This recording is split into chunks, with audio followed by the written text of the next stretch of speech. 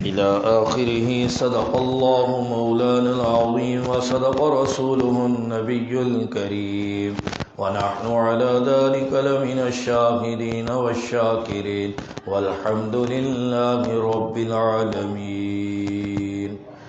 میرے واجب الاحترام میرے بھائیوں، سلسلہ ہمارا درس قرآن ہے، سورۃ النساء چل رہی ہے.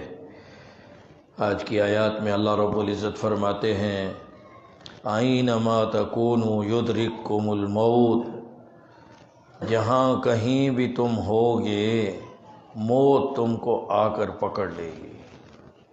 اینما تکونوا، جہاں کہیں بھی پھیل جاؤ، چھپ جاؤ، کہیں بھی چلے جاؤ، یدرککم الموت، موت تم کو کیا کر لے گی؟ ڈھونڈ لے گی، تم کو پا لے گی، آ پکڑے گی.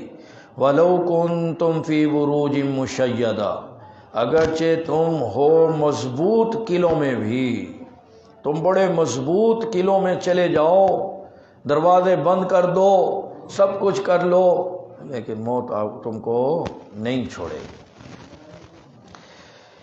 یعنی کیا بات ہوئی ہے؟ کیونکہ کہتے ہیں کہ موت حقیقت ہے، ایک اٹل حقیقت ہے. دنیا کے جتنے بھی مذاہب ہیں، جتنے بھی مسالک ہیں، ان سب کا آپس میں کہیں نہ کہیں کسی نہ کسی بات پر کیا ہو سکتا ہے؟ اختلاف. لیکن موت واحد ایک ایسی چیز کہ جس میں کسی کا اختلاف نہیں ہے. ہر مذہب والا، ہر مسلک والا کہے گا بالکل موت تو آنی ہے، آنی ہے. کل نفس ذائقۃ الموت، موت کا مزہ ہر جاندار جینے چکھ کر رہنا ہے. لیکن ان کفار، اگر پچھلا درس کچھ یاد ہو تو پچھلے درس میں یہی تھا کہ وہ جہاد سے منافقین کیا کرتے تھے؟ بھاگتے تھے، جان چھڑاتے تھے. تو اللہ یہی کہہ رہے ہیں کہ تم موت تو تمہیں آ کر پکڑے گی، اب تم جہاد میں جاؤ یا نہ جاؤ، موت تو تب بھی آنی ہے. تو بہتر نہیں ہے کہ جہاد میں شریک ہو کر رب کی رضا کو حاصل کر کے شہادت والا مرتبہ پا لیا جائے؟ وہ تو موت کا عظیم مرتبہ ہے، وہ حاصل کر لیا جائے. جائے کہ جہاد سے فرار حاصل کر کے تم کچھ دن کہیں رہ بھی جاؤ گے، لیکن موت سے کیسے بچو گے؟ پھر موت تو اس صورت میں آنی ہے. تو ان کفار کا مقاتلہ کر کے، ان کے ساتھ مقابلہ کر کے، ان کے ساتھ لڑائی کر کے اگر تم جو ہے مارے بھی جاؤ گے تو وہ تمہارا مارا جانا کیا بن جائے گا؟ وہ تمہاری موت قیمتی بن جائے گی. تو اس موت سے بھاگنا نہیں چاہیے. تو یہی اللہ کہہ رہے ہیں. آگے فرمایا وَإِن تُصِبْهُمْ حَسَنَةٌ يَقُولُوا هَذِهِ مِنْ عِنْدِ اللَّهِ، اور اگر پہنچے لوگوں کو کچھ بھلائی تو پھر یہ کیا کہتے ہیں؟ کہتے ہیں کہ یہ اللہ کی طرف سے ہے. جب خود ان منافقین کو بھی کیا، یعنی اللہ کی مدد اور نصرت آ گئی، سارا کچھ، لیکن اللہ کی مدد اور نصرت کس طرح آئی؟ سمجھو میرے بھائیوں، اب دل و دماغ کی کھڑکیاں ذرا کھول لیں. بھائی اللہ خود بلکہ اپنی ذات کے متعلق کیا کہہ رہے ہیں کہ یہ لوگ منافقین اور یہ کافر بھی اور خود کچے ایمان والے جو لوگ ہیں، ابتدائی جو نو مسلم لوگ جو ابتدائی ابھی اسلام قبول گئے، یہ پھر کیا کہتے ہیں کہ یہ تو اللہ کی طرف سے ہے، اللہ کی طرف سے ہے. بھائی اللہ کی طرف سے ہے، اس میں کوئی شک نہیں، لیکن زمین پر تدبیر کس نے کی؟ پیغمبر علیہ السلام نے کی. ہمارے آقا حضور پاک صلی اللہ علیہ وسلم نے جنگ میں جو تدبیریں اختیار کی کہ کسی کو کہا تو یہاں کھڑا ہو، کسی کو کہا آپ یوں لائن وائز کھڑے ہو، کسی کو کہا کہ تو تیر والی جماعت کو سنبھال، تو اس کا امیر، تو اس کا کمانڈر. یہ جنگی تدابیر جو اختیار کی ہیں وہ کس نے کی ہیں؟ پیغمبر علیہ السلام نے. اب اس پیغمبر علیہ السلام نے تدبیر اختیار کر کے پھر رب سے کیا کی؟ مدد و نصرت کی، دعا کی، مدد و نصرت مانگی. اب جب اللہ کی واقعی مدد و نصرت تائید آ گئی، پیغمبر علیہ السلام کی تدبیر کامیاب ہو گئی، تو پھر یہی منافقین کیا کہتے ہیں؟ پھر وہ اللہ کے پیغمبر کی تدبیر کی تعریف نہیں کرتے، بلکہ کیا کرتے ہیں؟ اللہ کی طرف سے، اللہ کی طرف سے. اور جب کیا ہو جائے اس کے الٹ دیکھیں، کہا کہ وَإِن تُصِبْهُمْ سَيِّئَةٌ يَقُولُ هَذِهِ مِنْ عِنْدِكَ، اور اگر ان کو پہنچے کچھ برائی، کچھ غلط ہو جائے ان کے، تو کہیں گے یہ تو تیری طرف سے ہے. یہ تو کیا ہے؟ یعنی آپ علیہ الصلوۃ والسلام نے اب جو وہ تدبیریں کی ہوئی تھیں وہ تدبیریں فرض کرو مدد و نصرت نہیں آتی، وہ تدبیریں اختیار نہ ہوتی، پھر کوئی شکست والا مثلا منظر سامنے آ جاتا یا کوئی اور تکلیف پہنچ جاتی، کوئی اور پریشانی گھیر لیتی، پھر کہتے کہ یہ تو آپ کی طرف سے۔ پھر یعنی تعان و تنشیح کے نشتر کس پر چلاتے؟ پیغمبر علیہ السلام پر، کہ آپ نے یوں کر دیا، آپ نے ہمیں مروا دیا، آپ نے ہمیں یوں کر دیا، یہ کر دیا، کفر نہ کفر باشد نعوذ باللہ، کہ پھر حضور پر تعان و تنشیح کے نشتر چلانا شروع کر دیتے۔ تو اللہ یہی کہہ رہے ہیں کہ اینما تکونوا یدرککم الموت، جہاں کہیں بھی تم چلے جاؤ موت تمہیں آ پکڑے گی، ولو کنتم فی بروج مشیدہ، اگرچہ تم مضبوط قلعوں میں چھپ جاؤ، وَإِن تُصِبْهُمْ حَسَنَةٌ يَقُولُوا هَٰذِهِ مِنْ عِنْدِ اللَّهِ، اور اگر پہنچے لوگوں کو کچھ بھلائی تو کہتے ہیں یہ اللہ کی طرف سے ہے، وَإِن تُصِبْهُمْ سَيِّئَةٌ يَقُولُوا هَٰذِهِ مِنْ عِنْدِكَ، اور اگر ان کو پہنچے کچھ برائی تو کہتے ہیں یہ تو آپ کی طرف سے ہے۔ تو اللہ اپنے پیغمبر کو کیا کہہ رہے ہیں؟ اب دیکھیں سارے قیامت تک آنے والی انسانیت کو، یعنی خطاب قیامت تک آنے والے انسان کو قرآن کے ذریعے سے یہ خطاب ہوتا رہے گا۔ کہا کل اے میرے سونے پیارے پیغمبر کہہ دیجئے، کیا کہہ دیجئے؟ کل من عند اللہ، سب کچھ اللہ کی طرف سے ہے، سب کچھ اللہ کی طرف سے ہے۔ پیغمبر علیہ السلام تدبیر کر کے پھر بھروسہ کس پر کرتے؟ اللہ پر۔ توکل کس پر کرتے؟ اللہ پر۔ تو اور یہی پیغمبر کے زمان اقدس سے قرآن کے ذریعے سے اللہ قیامت تک آنے والے انسان کو بھی یہی بتلا رہے، کل کل من عند اللہ، کہہ دو اے میرے سونے موہنے پیارے پیغمبر کہ سب کچھ کس کی طرف سے ہے؟ اللہ کی طرف سے ہے۔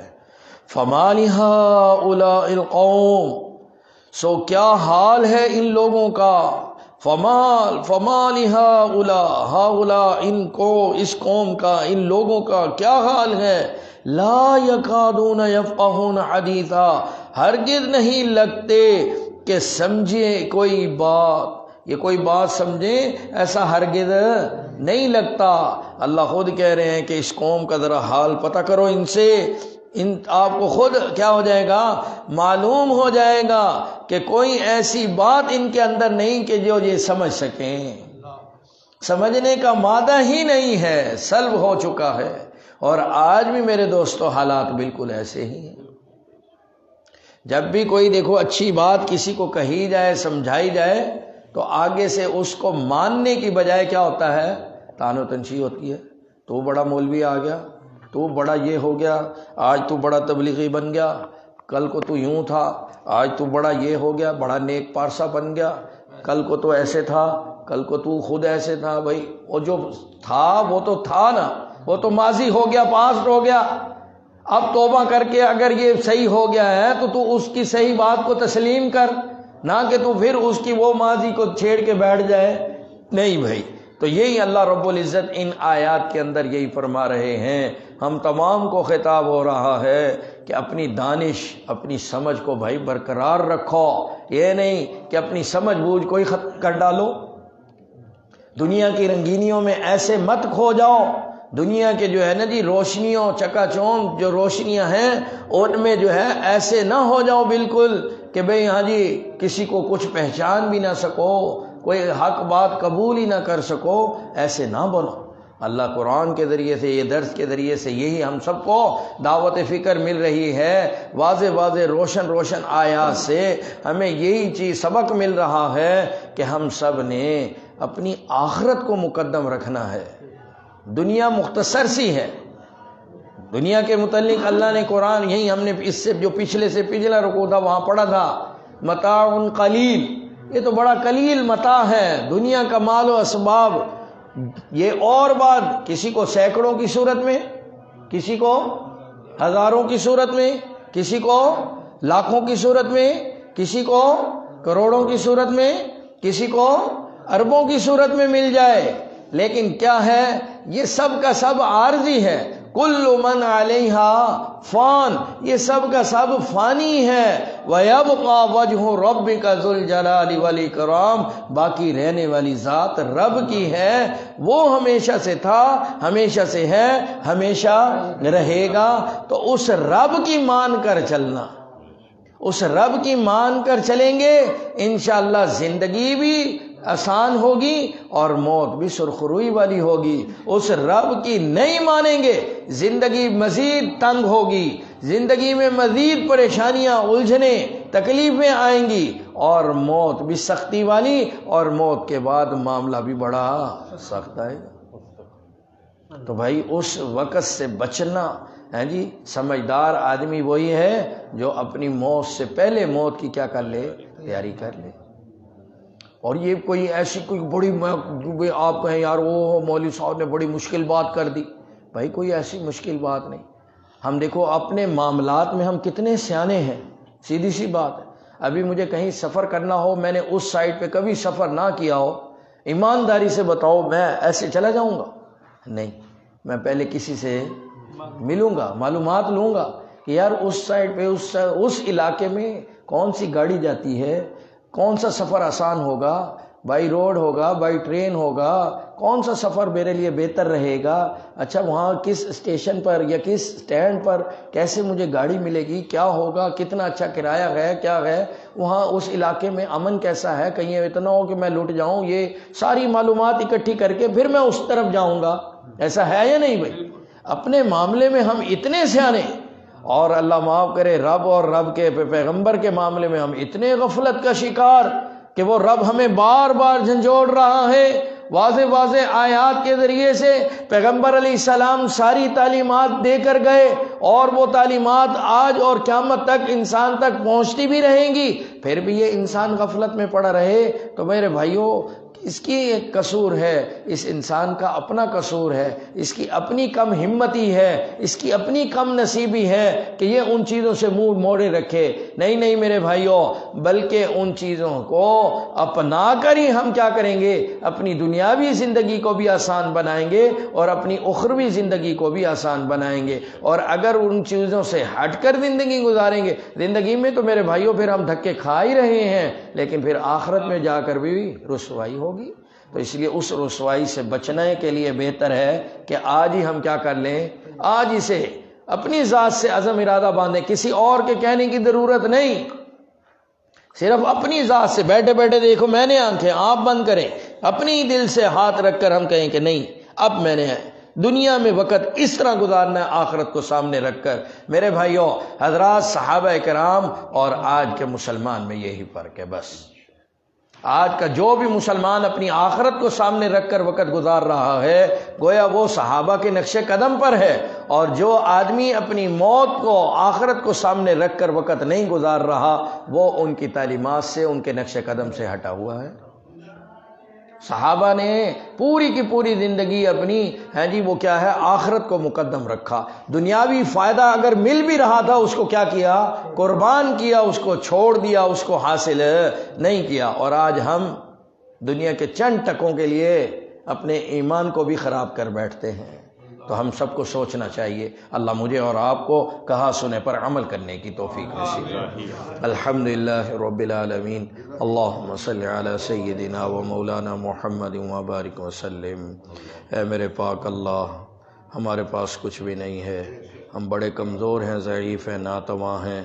اے میرے پاک اللہ، زمانے کے تھپیڑوں نے ہمیں کہیں کا نہیں رکھا۔ اے میرے پاک اللہ، حقیقت ایمان کی دولت سے بھی ہم بڑے کمزور ایمان والے ہیں۔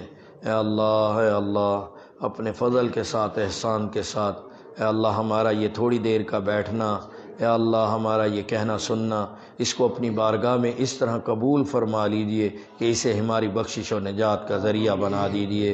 ہمارے پاس اور کچھ نہیں ہے یا اللہ۔ دیکھو اے اللہ، جماعت تو بہت سی آئی تھی، باہر تک صفیں بنی تھیں، لیکن یا اللہ آپ نے ہم پر کرم فرمایا، ہم پر احسان فرمایا۔ اے اللہ سارے آ کر دوبارہ لوٹ گئے، اے اللہ پھٹوٹھیوں کی زینت بن گئے۔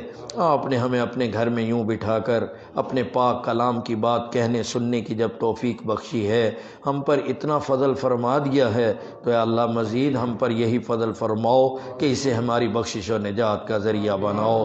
اے میرے پاک اللہ، اے اللہ یہ جو ہم نے کہا سنا، اے اللہ اس پر عمل کی توفیق بھی نصیب فرماؤ۔ اے اللہ تمام مسلمانوں کے حال پر رحم فرماؤ، تمام مسلمانوں کے ساتھ کرم اور عافیت والا معاملہ فرماؤ۔ وصلی اللہ علی النبی الکریم وعلی آلہ واصحابہ اجمعین برحمتک یا ارحم۔ جزاکم اللہ۔